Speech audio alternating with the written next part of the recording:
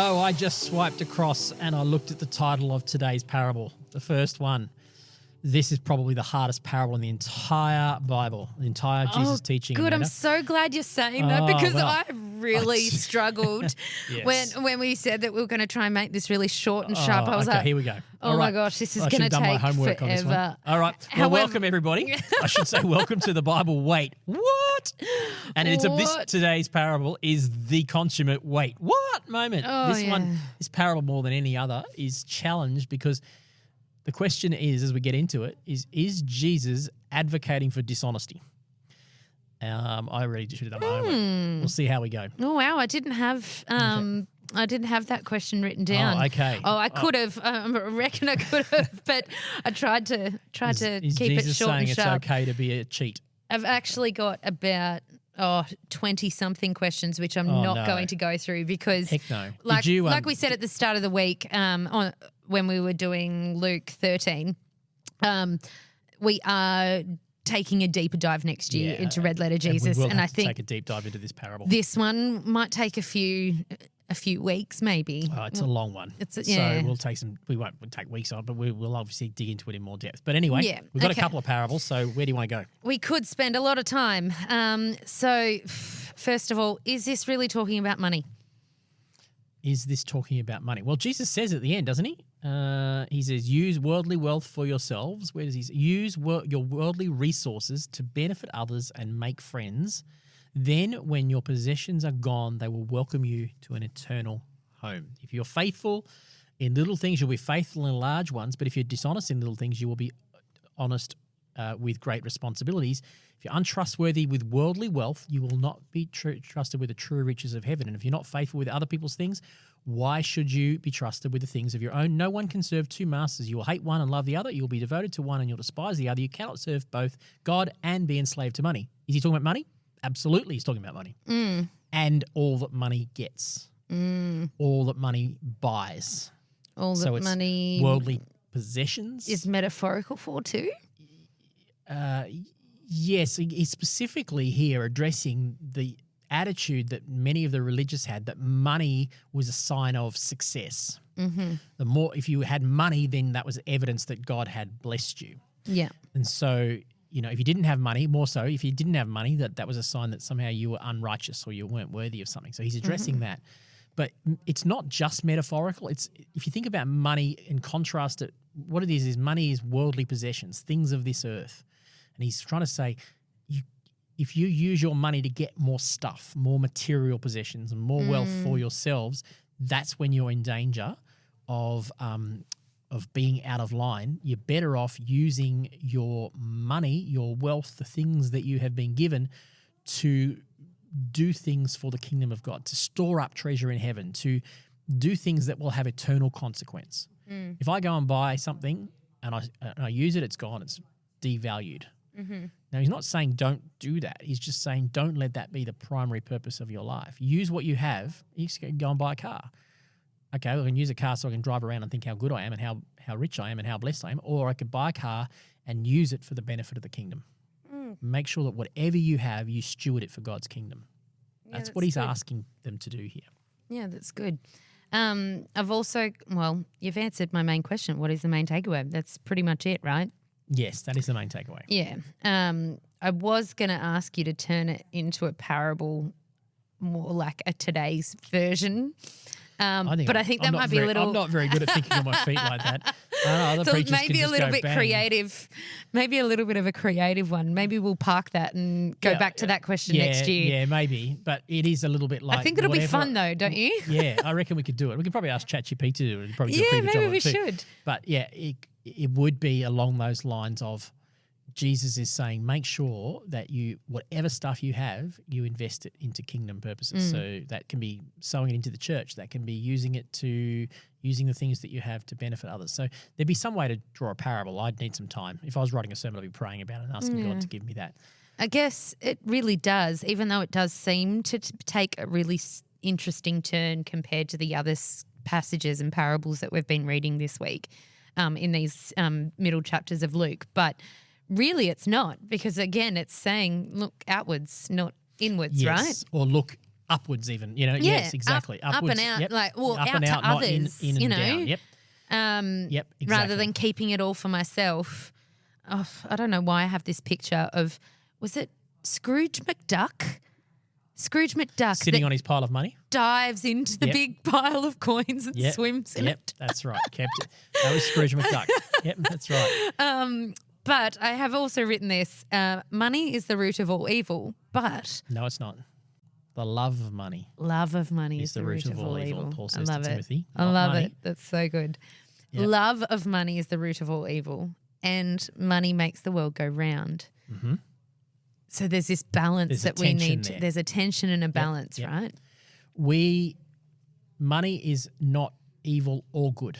Money is amoral. It has no morality attached to it. It's just It's a thing. It's a thing that can be used. Like Jesus says, use it for good or use it for ill. And Jesus would say, actually uses the word serving or be slave to. So Jesus would say, basically, either money serves you or you serve money.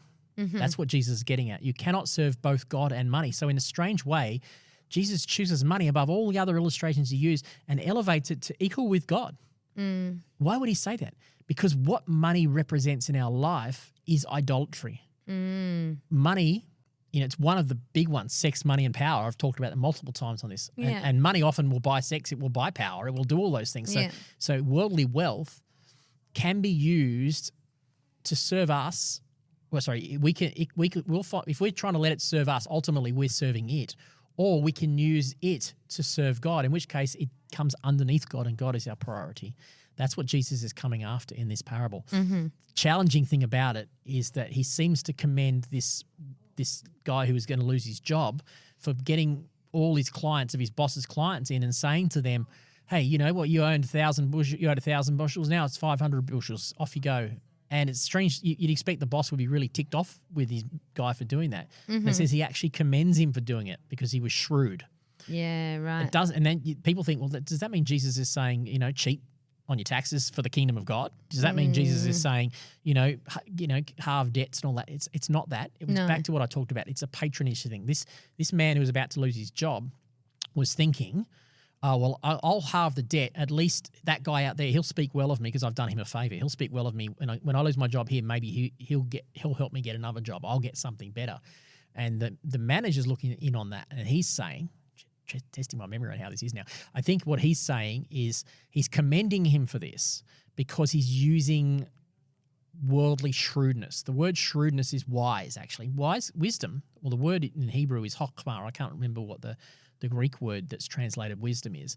But it just means to be shrewd. And the devil was shrewd. The serpent was more shrewd, it says, than all the other animals in the garden. So wisdom is the ability to be able to read the room, to use what you have for the benefit of others. Now, you and I, we can use wisdom and apply it to our worldly wealth to build God's kingdom, or we're building our own kingdom. And Jesus is not commending this man for cheating. He is saying, look, basically saying even the people of the world know how to use worldly wealth to get their way. You, followers of me, you need to learn how to use worldly wealth to advance my kingdom. So he's actually contrasting. He's saying, don't use it for yourself.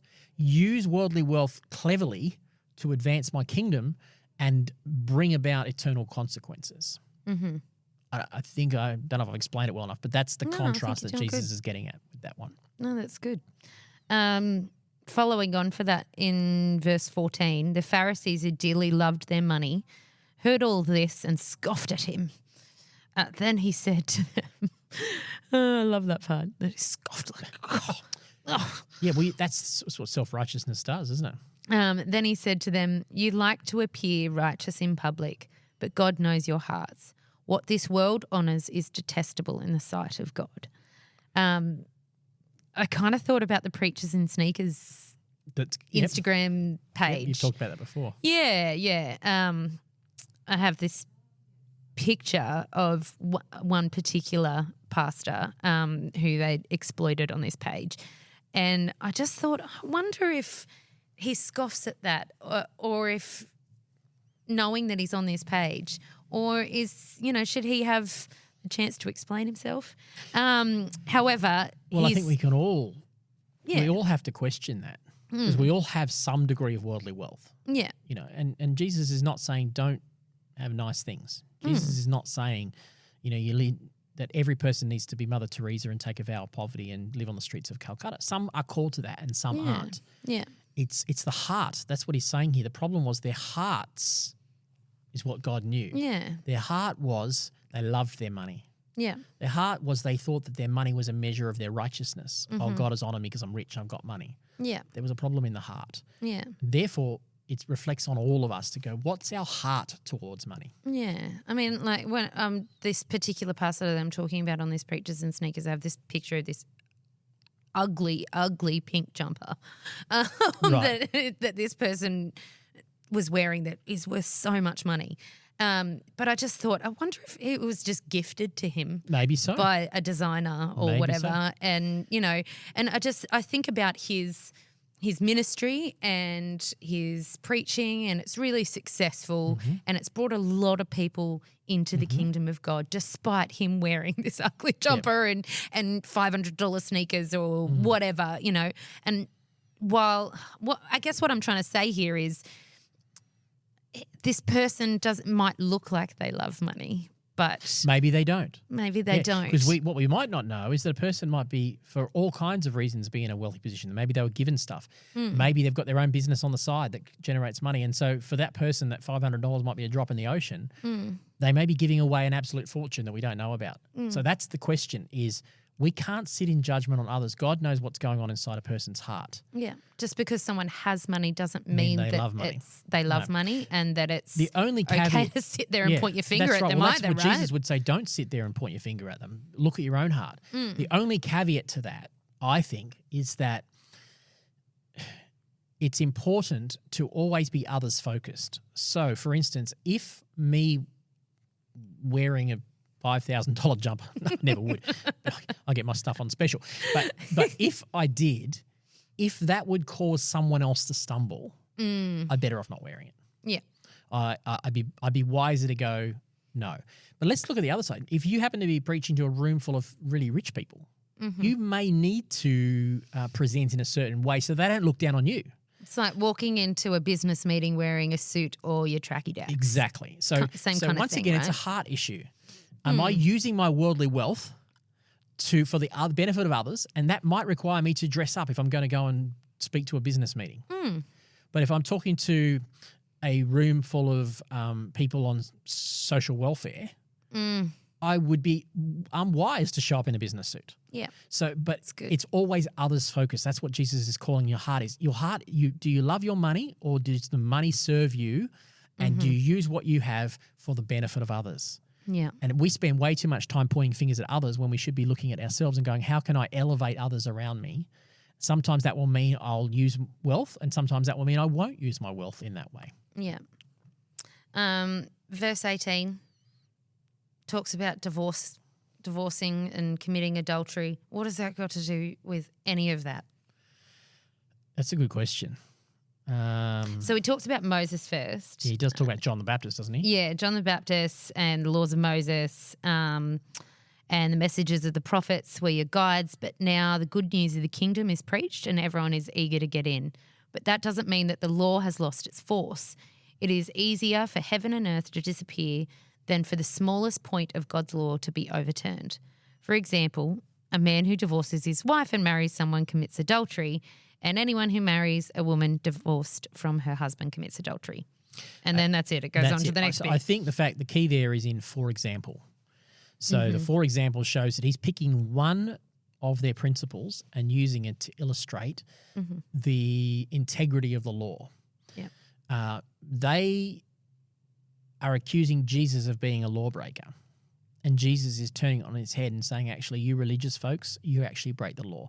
And while this one is one that's way taken out of context, and we will come back to it, no doubt, and spend a lot of time on it, here's what we need to understand. In that culture, in the Jewish culture at the time, there was a standard belief that a man, they took Moses' words about divorce very literally, because you see it in other versions. They say, and Moses permitted us to give a certificate of divorce and send her away. What do you say, Jesus? And Jesus often quotes this quotes this same thing. this has been weaponized against divorce, and it's been weaponized by pastors to tell wives to stay in abusive relationships or husbands to stay in abusive relationships as well. I think that's where it's missed the point here. In their context, they had watered down divorce to the point, the Jewish rabbis had watered down divorce to the point where they said, if your wife burns your dinner, that's grounds for divorce. That's literally written into their law. It was written into their Mosaic tradition. Sorry, their Jewish traditions that they had at the time. If your wife burns your dinner, you can divorce her. And so they had taken it so far that they made divorce easy. And Jesus is turning that on its head and going, you miss the point. This is not about you being selfish. It fits the context of everything we were just saying. Right. You're using this woman for your own benefit. She doesn't meet your needs, divorce her, go find another one. Yeah. And you think you're obeying the law, you're actually breaking the law. Yeah. And so that's why Jesus has chosen this one and inserted it here. I would be able to elaborate. Scholars would be able to elaborate more on that. But I think that's what he's trying to make the point, that you're actually breaking the laws when you think you're keeping the laws. You're not using them wisely. That is not grounds for divorce, is what Jesus is saying. Yeah. This isn't questioning abusive behavior. The abusers in this context are not, or the abusers in this context are the men who are abusing the women because they, anytime they displease them, they can send them away. Yeah. And understand in this culture too, when you sent away a woman, that was it. That was it. She had no Centrelink. She had no widow's pension. She had no, and if a dad's already spent the dowry, which they often did, she was on the streets. Yeah, so there was a whole economic implication as well. Yeah. And they just didn't care about that. They go, oh, yeah, we can just send her away. It's her dad's problem now. I paid my dowry. That Jesus is saying that's not how it works. Right. You're not loving. You're not showing love. That's good. So the last little section of Luke 16 is quite big, verse 19 to 31. It's quite a big chunk. The rich man and Lazarus. So this is not Lazarus, his friend who we rose from the dead. No, it's the only parable where a person's named, which is interesting. Yeah. So scholars don't know whether or not this was, because ironically Lazarus did die in John. So whether or not this is a play on that, it's like a parable that Jesus has used to talk about that story or not.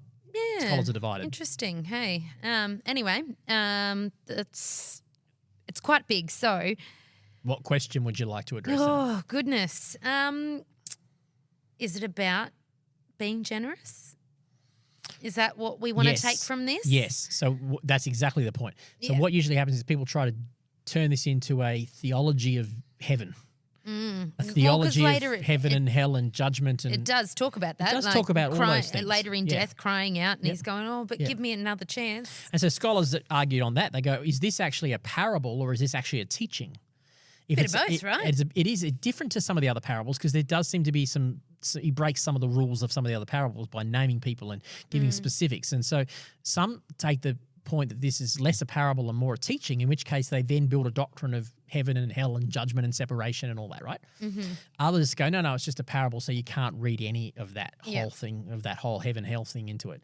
I don't know where I sit. I'm probably somewhere in between. I wouldn't want to build a doctrine of heaven and hell based on this passage alone. But the main reason I wouldn't want to do that is because it doesn't fit the context of where it is in Luke's gospel. He's writing it on the back of everything we've just said, which, as you said, is about being generous and using the wealth that we've been given for the benefit of others. And the kingdom. And the kingdom. And kingdom life is to give stuff away. And so suddenly this parable, if you read the rest of the chapter, it all fits now. The problem was this dude, he kept everything for himself. He loved his money. Yeah. And he didn't care about Lazarus sitting there, impoverished. And he's saying the ultimate consequences. Actually says something about the crumbs off his table. Crumbs off his table, exactly. And so the ultimate consequences of that selfishness will lead to destruction. And meanwhile, the vulnerable will be the one welcome to the banquet. Yeah. Back to 2 chapters before. These chapters are all linked together. Yeah. Jesus is looking out and elevating the vulnerable, and he will allow destruction to come upon the self-righteous, the greedy, those who look after themselves. And it's just more, we bring it upon ourselves when we're that way. The end result of that is we'll end up in this hell or Hades or whatever it is. We're going to end up in this place of separation from the Father because Jesus is looking for those who will come to him because they're vulnerable. That's good. I think that's probably the safest way to read this. Well, I've certainly heard it turn into a doctrine of heaven and hell, and they completely miss that point.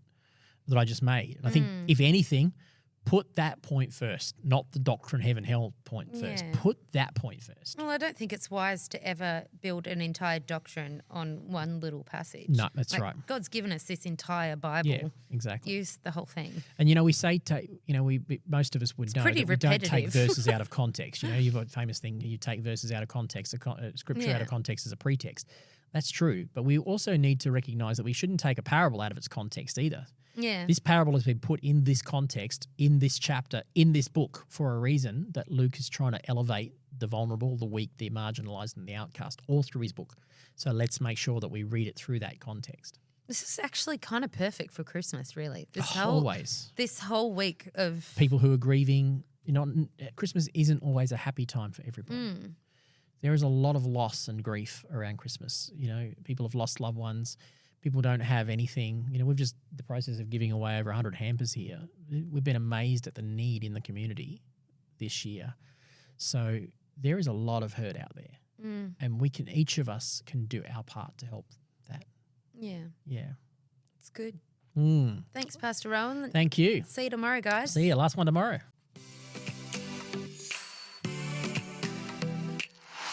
Thanks for listening to this episode of The Bible. Wait, what? Be sure to subscribe wherever you listen to your podcast so you don't miss a single episode. And you can also find us on all the socials. Just search The Bible. Wait, what? And to find out more about our church, just search C3 Camden, C3 Picton, or C3 Thirroul on the web or on the socials. Thanks for being with us today, and we look forward to talking to you on the next episode of The Bible. Wait, what?